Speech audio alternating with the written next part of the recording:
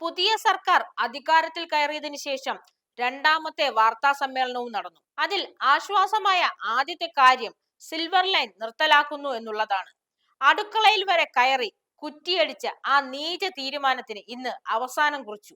നീണ്ട 5.5 വർഷത്തെ സമരത്തിനാണ് ഇന്ന് അവസാനം കുറിച്ചത്.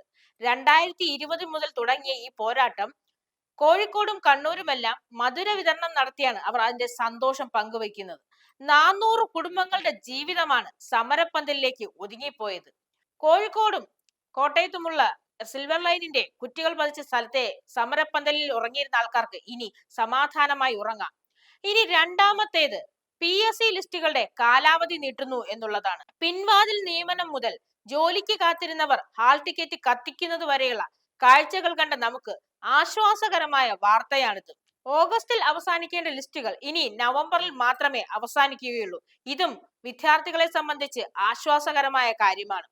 മെഡിക്കൽ കോളേജിൽ അനാസ്ഥ കൊണ്ട് മരിച്ചുപോയ വേണുവിന്റെ കുടുംബത്തിന് 5 ലക്ഷം രൂപയുടെ ധനസഹായം കൂടി നൽകാൻ ഇന്ന് തീരുമാനിച്ചിരിക്കുകയാണ്.